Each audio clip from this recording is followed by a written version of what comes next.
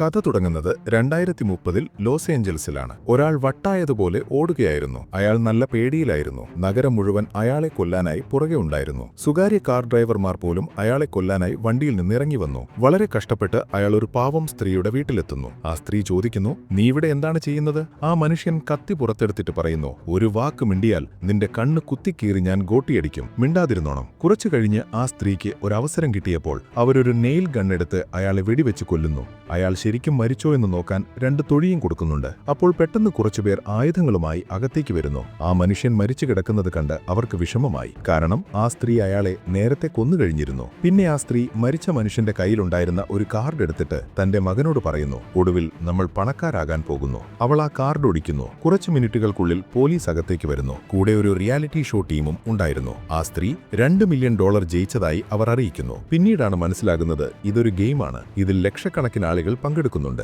ഓരോ ദിവസവും പണം ജയിക്കാൻ വേണ്ടി ഒരാളെ ഭാഗ്യപരീക്ഷണത്തിലൂടെ തിരഞ്ഞെടുക്കും. സൂര്യാസ്തമയത്തിനു മുൻപ് ആരെങ്കിലും ആ മനുഷ്യനെ കൊന്നാൽ സമ്മാനം കൊല്ലുന്ന ആൾക്ക് കിട്ടും. ആർക്കും കൊല്ലാൻ കഴിഞ്ഞില്ലെങ്കിൽ സമ്മാനം ആ മനുഷ്യന് തന്നെ കിട്ടും. പക്ഷേ ഒരു നിബന്ധനയുണ്ട്. പിസ്റ്റലോ റൈഫിളോ പോലുള്ള തീ തുപ്പുന്ന ആയുധങ്ങൾ ഉപയോഗിക്കാൻ പാടില്ല. അന്നേ ദിവസം നമുക്ക് കാറ്റി എന്നൊരു പെൺകുട്ടിയെ കാണാം. പരാജയപ്പെട്ട ഒരു നടിയെന്ന നിലയിൽ ഭാഗ്യം പരീക്ഷിക്കാൻ ഓഡിഷനായി ലോസ് ഏഞ്ചൽസിൽ വന്നതാണവൾ. അവളുടെ കൂടെയിരുന്ന ഒരു സ്ത്രീ പറഞ്ഞു, "മോളെ, നിന്നെ കാണാൻ നല്ല പാവമാണല്ലോ. നിന്നെ നീ തന്നെ നോക്കണം. ഇവിടെയുള്ളവർ കള്ളന്മാരാണ്." കാറ്റി പറഞ്ഞു, "ഉപദേശത്തിന് നന്ദി. നിങ്ങൾ നല്ലൊരു സ്ത്രീയാണ്." ആ സ്ത്രീ അവളുടെ കൈ പിടിച്ചിട്ട് പറഞ്ഞു, "അങ്ങനെയൊന്നും പറയല്ലേ. നീ എന്റെ മകളെ പോലെയാണ്. ശരി, ഞാൻ ഇവിടെ ഇറങ്ങുകയാണ്. Good bye." കുറച്ചു കഴിഞ്ഞ് കാറ്റി തന്റെ കൈത്തടയിലേക്ക് നോക്കിയപ്പോൾ ഞെട്ടിപ്പോയി. ആ സ്ത്രീ അവളുടെ വാച്ച് മോഷ്ടിച്ചിരുന്നു. അവൾ പറഞ്ഞു, ആ സ്ത്രീ ഒരു കള്ളിയാണ്. അവൾ ഓൺലൈനായി ബുക്ക് ചെയ്ത മുറിയിലെത്തി. മുറി കണ്ടപ്പോൾ അവൾ ആകെ വിഷമിച്ചു. കാരണം മൊബൈലിൽ കണ്ട ഫോട്ടോയും ഈ മുറിയും തമ്മിൽ ഒരു ബന്ധവുമില്ലായിരുന്നു. മുറിയുടമ പറഞ്ഞു, "ഉപഭോക്താക്കളെ വലയിലാക്കാൻ ഞങ്ങൾ പലതരം ഫോട്ടോകൾ ഉപയോഗിക്കാറുണ്ട്." കാറ്റി ബെഡിലിരുന്നതും ആ ബെഡ് താഴേക്ക് വീണു.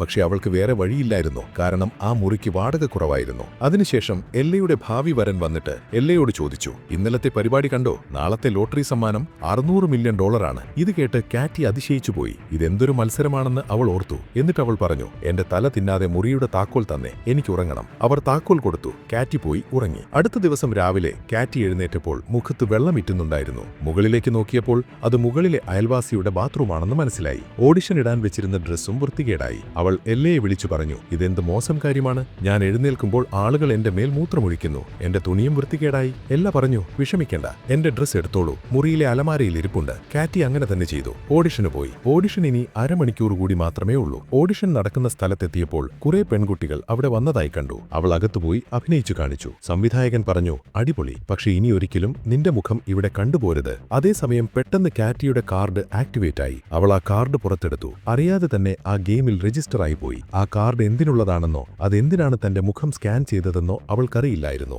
ഓഡിഷനിൽ തോറ്റതുകൊണ്ട് അവൾ ദേഷ്യത്തോടെ പുറത്തിറങ്ങി. അവൾ പോകുമ്പോൾ അവിടെയിരുന്ന പെൺകുട്ടികൾക്ക് മനസ്സിലായി ഇവളാണ് ഇന്നത്തെ ടാർഗറ്റ് എന്ന്. പിന്നെ പറയണോ? ആദ്യത്തെ പെൺകുട്ടി ഒരു കസേരയെടുത്ത് തന്റെ കൂട്ടുകാരിയുടെ തലയ്ക്ക് തന്നെ അടിച്ചു. രണ്ടാമത്തെ പെൺകുട്ടി ഒരു ഷൂ കണ്ടു. അവൾ ഉടനെ അതെടുത്ത് ഓടി വന്നടിച്ചു. കാറ്റി നിലവിളിച്ചുകൊണ്ടോടി. പക്ഷേ ശരിക്കുള്ള പ്രശ്നം വരുന്നത് അവൾ ഒളിക്കാൻ വേണ്ടി ഒരു കരാട്ടെ ട്രെയിനിംഗ് ഹാളിലേക്ക് കയറുന്നതോടെയാണ്. അവിടെയുള്ള കരാട്ടെ പഠിക്കുന്ന ആണുങ്ങളെല്ലാം അവളുടെ മേൽ ചാടി വീണു. പാവം അവൾ ഒറ്റയ്ക്ക് എല്ലാവരുടെയും ഇടയിൽപ്പെട്ട് തല്ലുവാങ്ങുകയായിരുന്നു. അവരുടെ ക്യാപ്റ്റൻ പറഞ്ഞു, "ഇവളെ ഞാൻ മാത്രമേ കൊല്ലൂ." എന്നിട്ട് അയാൾ അവളെ പൊക്കി വട്ടം കരക്കി ചുമരിലേക്ക് എറിഞ്ഞു. നേരെ ചെന്ന് വീണത് പെൺകുട്ടികളുടെ ജിമ്മിലായിരുന്നു. അവളാണ് വിജയി എന്ന് എല്ലാവർക്കും മനസ്സിലായതോടെ എല്ലാവരും അവളുടെ നേരെ പാഞ്ഞെടുത്തു. ആ കരാട്ടക്കാരും അവിടെ എത്തി. അവളെ ആര് കൊല്ലുമെന്നതിനെ ചൊല്ലി എല്ലാവരും തമ്മിൽ തല്ലായി. ഒടുവിൽ കോച്ച് അവളുടെ കഴുത്തിന് പിടിച്ചിട്ട് പറഞ്ഞു, "ഇവളെ ഞാൻ മാത്രമേ കൊല്ലൂ." അയാൾ അവളെ കൊല്ലാൻ തുടങ്ങുമ്പോഴാണ് പെട്ടെന്ന് നോയൽ അവിടേക്ക് വരുന്നത്. അയാൾ കോച്ചിന്റെ തോളിൽ ഒരു പഞ്ച് കൊടുത്ത് ചുമരിലേക്ക് തെറിപ്പിച്ചു. എന്നിട്ട് പെൺകുട്ടിയോട് പറഞ്ഞു, "പേടിക്കണ്ട, ഞാനൊരു ബോഡിഗാർഡാണ്. നിനക്ക് കിട്ടുന്ന സമ്മാനത്തിന്റെ 10% എനിക്ക് തന്നാൽ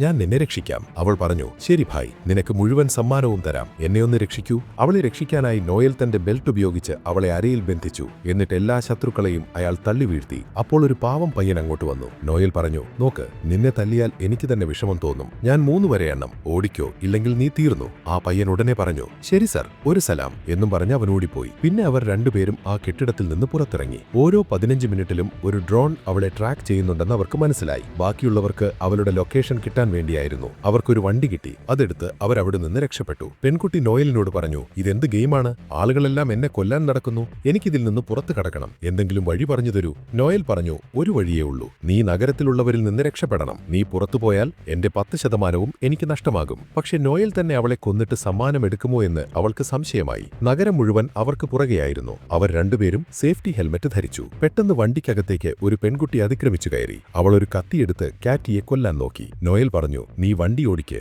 ഞാൻ ഇവളെ നോക്കിക്കൊള്ളാം. നോയൽ ആ പെൺകുട്ടിയെ വണ്ടിയിൽ നിന്ന് പുറത്തേക്ക് തൊഴിച്ചുവിട്ടു. മുന്നോട്ടു പോയപ്പോൾ വണ്ടി കേടായി. പെൺകുട്ടി താഴെയിറങ്ങി ഓടാൻ തുടങ്ങി. നോയൽ അവളെ പിടികൂടി. അവൾ പറഞ്ഞു, സത്യം പറയൂ, നീ എന്നെ കൊന്നിട്ട് സമ്മാനമെടുക്കാൻ നോക്കുകയല്ലേ? നോയൽ പറഞ്ഞു, അല്ലല്ല, ഞാൻ നിന്നെ രക്ഷിക്കാൻ ആഗ്രഹിക്കുന്നു. അപ്പോൾ പോലീസ് അവിടെ എത്തി. അവൾ ഉടനെ നോയലിനോട് ചോദിച്ചു, പിടിക്കുന്നതിന് മുൻപ് നിനക്കെന്തെങ്കിലും പറയാനുണ്ടോ? അവൾ പരാതി പറയാനായി പോലീസിനടുത്തേക്ക് പോയി. പക്ഷെ അപ്പോഴാണ് അവൾക്ക് മനസ്സിലാകുന്നത് പോലീസും സത്യത്തിൽ അവളെ കൊല്ലാനാണ് വരുന്നതെന്ന്. നോയൽ ഉടനെ വന്ന് അവളെ രക്ഷിച്ചു. അവർ പോലീസിനെ കബളിപ്പിച്ച് ഓടിപ്പോയി. ഒരു മാഗസിൻ കൊണ്ട് അവൾ മുഖം മറച്ചു. പക്ഷെ കാർഡ് നോക്കിയപ്പോൾ ഡ്രോൺ ലൊക്കേഷൻ പുറത്തുവിട്ടതായി മനസ്സിലായി. അടുത്തുണ്ടായിരുന്ന ആളുകൾക്കെല്ലാം ഇവളാണ് ആ പ്ലെയർ എന്ന് മനസ്സിലായി. എല്ലാവരും ആയുധങ്ങളെടുത്ത് അവളെ തിരയാൻ തുടങ്ങി. അവൾ ഒരു വാക്സ് മ്യൂസിയത്തിൽ, മെഴുകു പ്രതിമകളുടെ മ്യൂസിയം, പോയി ഒളിച്ചു. ഭാഗ്യത്തിന് ആരും അവളെ അവിടെ കണ്ടില്ല. കുറച്ചു കഴിഞ്ഞ് അവളെ വിളിച്ചിട്ട് എവിടെയാണെന്ന് ചോദിച്ചു. കാറ്റി പറഞ്ഞു, തുണി എത്തിക്കാൻ വൈകിയതിൽ വിഷമിക്കണ്ട, എനിക്ക് വേറെ വഴിയില്ലായിരുന്നു. എല്ല പറഞ്ഞു, അതൊന്നും സാരമില്ല മോളെ, നീ എവിടെയാണെന്നൊന്ന് പറയൂ. അവൾ പറഞ്ഞു, ഞാൻ മ്യൂസിയത്തിലുണ്ട്,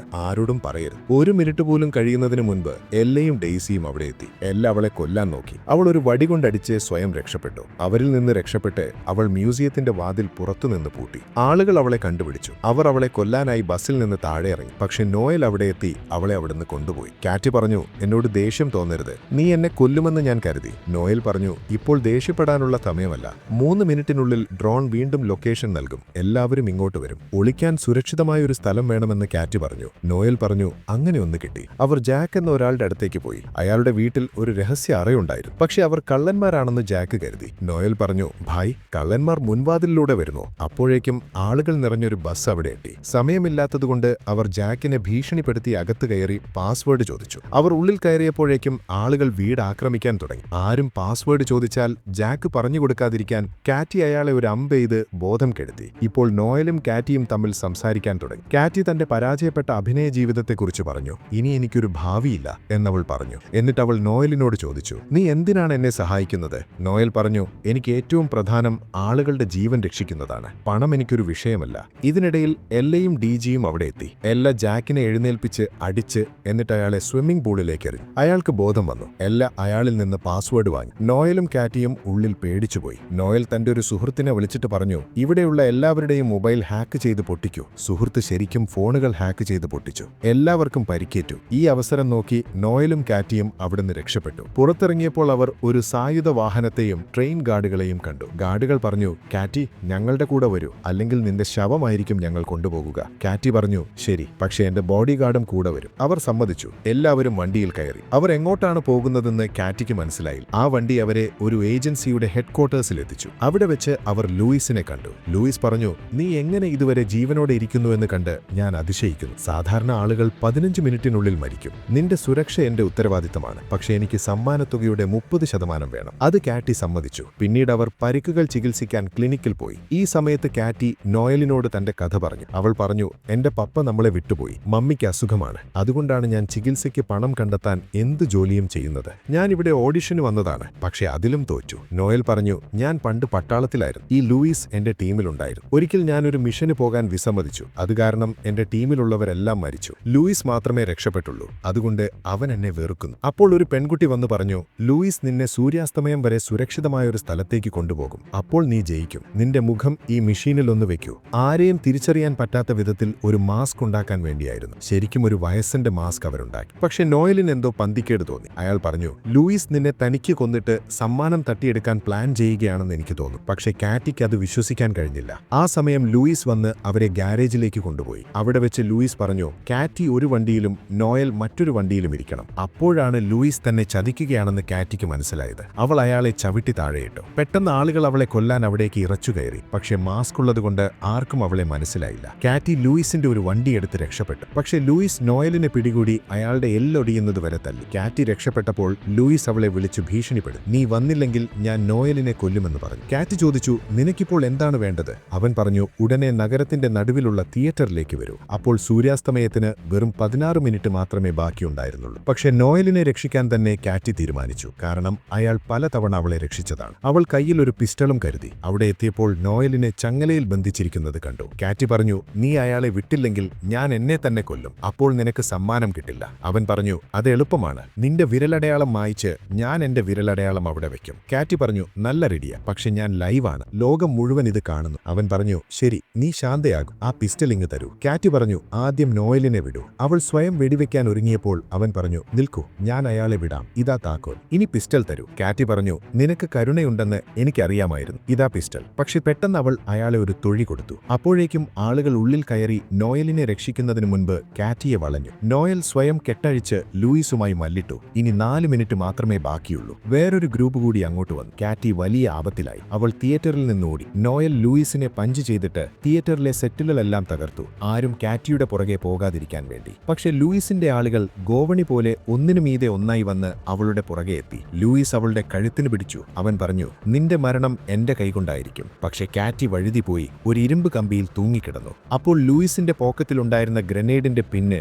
തന്റെ താക്കോൽ ഉപയോഗിച്ച് കാറ്റി വലിച്ചൂരി. അവൾ താഴേക്ക് വീണു. ഗ്രനേഡ് പൊട്ടി ലൂയിസ് മരിച്ചു. മത്സരത്തിന്റെ സമയം അവസാനിച്ചു. അവൾ വായുവിൽ തൂങ്ങിക്കിടക്കുമ്പോൾ ആളുകൾ അവളെ രക്ഷിച്ചു, കാരണം അവൾ സമ്മാനം ജയിച്ചിരുന്നു. അതിനുശേഷം ജോണി വന്ന് അവൾക്ക് സമ്മാനം നൽകി. ആ പെൺകുട്ടി ചരിത്രത്തിലെ ഏറ്റവും വലിയ തുക ജയിച്ചു, $3,600,000,000. ദിവസങ്ങൾ കടന്നുപോയി. അവൾ വലിയ കമ്പനികൾ തുടങ്ങി, കുട്ടികൾക്ക് വേണ്ടി അഭയകേന്ദ്രങ്ങൾ ഉണ്ടാക്കി, പാവപ്പെട്ടവരെ സഹായിച്ചു. ഏറ്റവും സന്തോഷകരമായ കാര്യം, അവൾ നോയലിനെ വിവാഹം ചെയ്തു. അവർ സന്തോഷമായി ജീവിച്ചു.